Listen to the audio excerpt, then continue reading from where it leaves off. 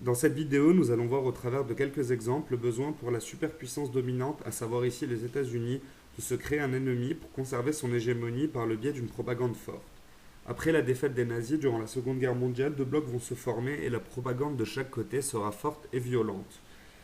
Dans cet extrait tiré des archives de l'INA, nous pouvons voir l'anticommunisme fort et prégnant dans la société américaine. 29 septembre 1949, Truman annonce au monde stupéfait que l'URSS a fait exploser une bombe atomique. Toute la stratégie américaine est à repenser. Une psychose de guerre envahit alors les États-Unis. Les exercices d'alerte se succèdent. Truman évoque l'apocalypse.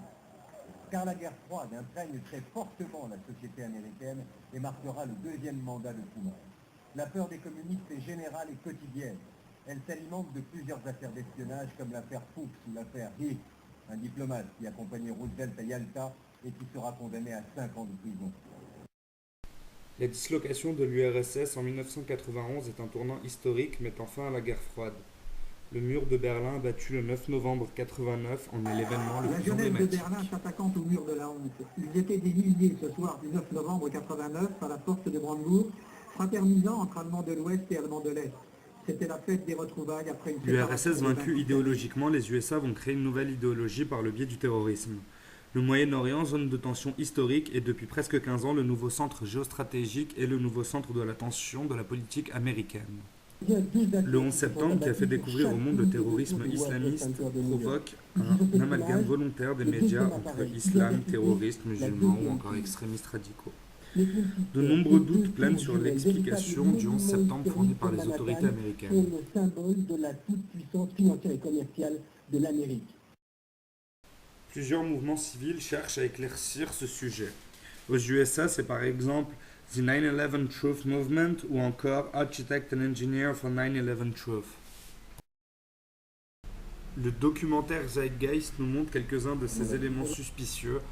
And then the fail simultaneously, so the cord is pierced. It looks like those core columns were cut. 525. It was not hit by a plane. This building had fires on only 2 or 3 floors.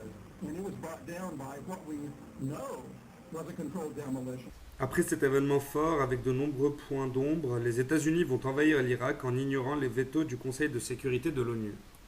Cette guerre est basée sur la désinformation, avec la présence prétendue d'armes de destruction massive en Irak, et provoque un chaos politique persistant dans cette région.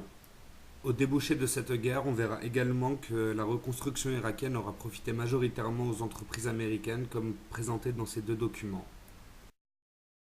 Le printemps arabe parti de Tunis en 2010 est vu comme un souffle de liberté démocratique, mais il est également perçu par certaines personnes comme une manœuvre américaine pour déstabiliser le monde arabe.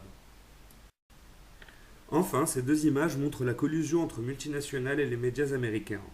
Il en est de même pour le système bancaire, ce qui soulève de nombreuses questions sur l'indépendance de la politique américaine, notamment étrangère, vis-à-vis de